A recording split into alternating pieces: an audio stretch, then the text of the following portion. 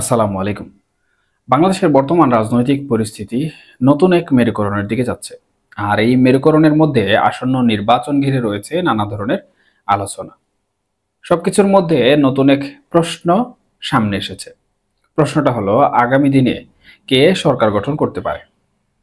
আমরা সহজে হয়তো বলে দিতে পারি যে বিএনপি কিংবা জামাত ক্ষমতায় যাবে। কিন্তু এখানে পরিসংখ্যান নতুন এক তথ্য দিচ্ছে। এর পাশাপাশি কিছু প্রশ্ন সামনে এনেছে। আওয়ামী লীগ কি ফিরে আসতে পারবে? আসলে কি হবে? নাকি নতুন কোনো জোট জনগণের আস্থা অর্জন করবে?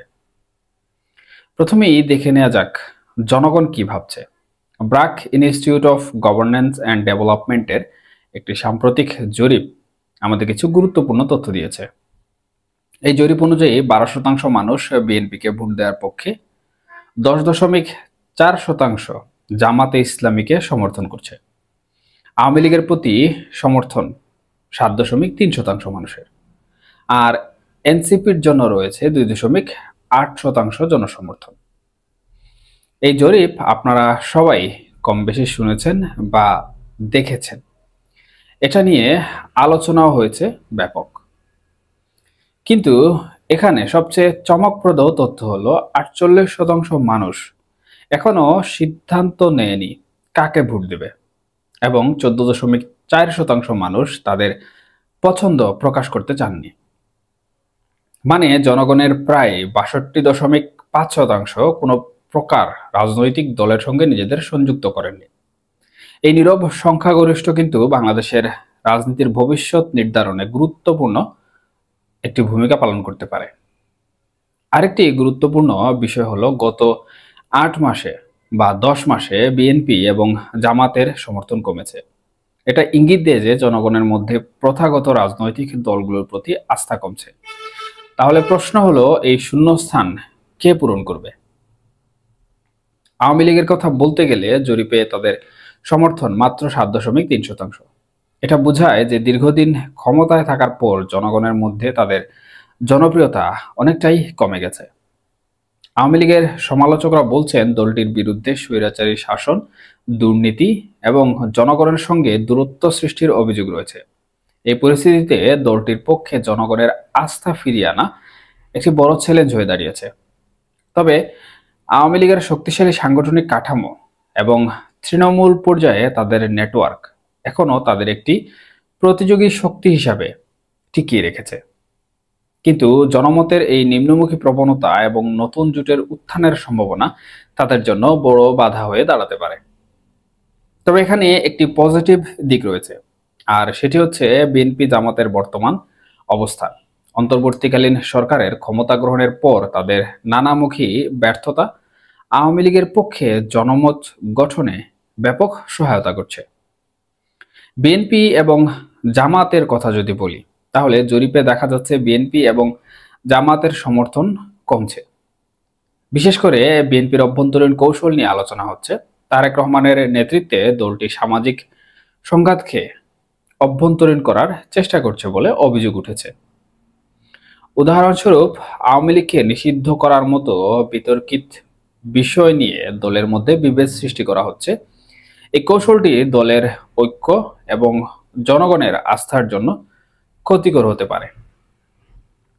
তাছাড়া 5 আগস্ট 2024-এর পর থেকে তাদের নামে রয়েছে হাজার হাজার অভিযোগ, যা তাদের মূলত জনসমর্থনে আঘাত করছে।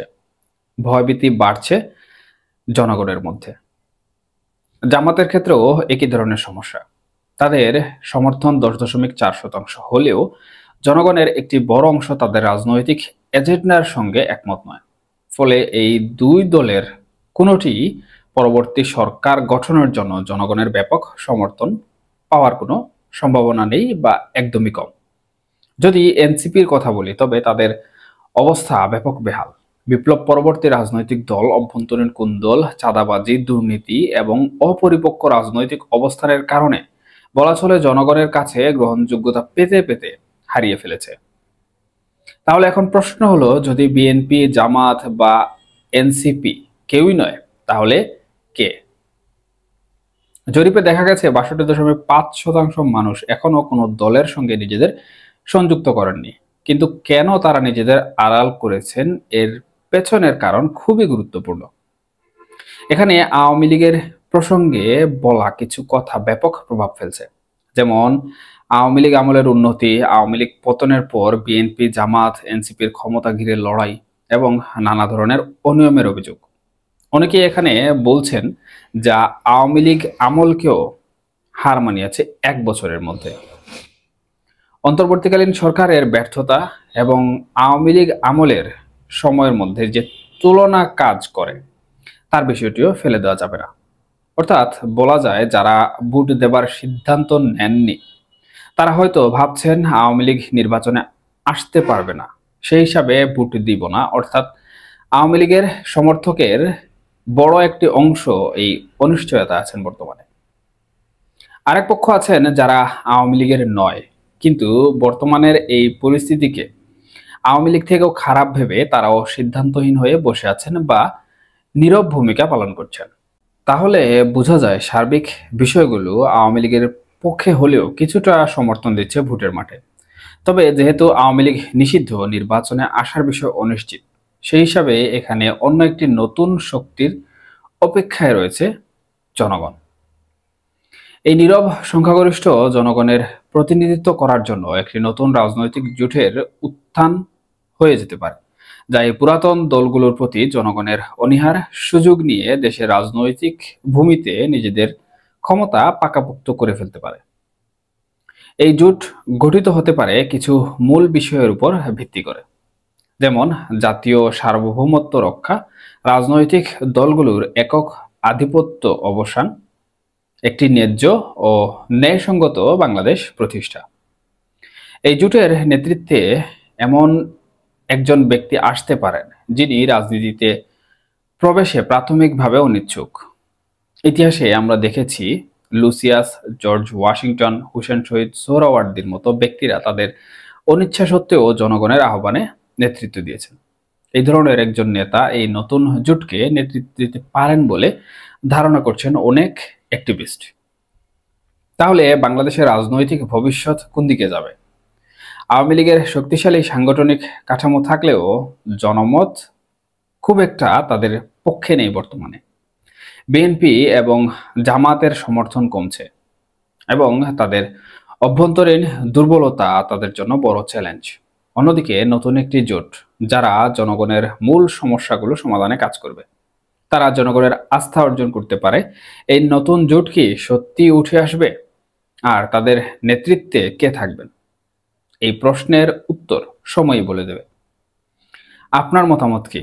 আওয়ামী লীগ ফিরে আসবে, নাকি নতুন জোট বাংলাদেশের রাজনীতিতে নতুন দিগন্ত খুলবে?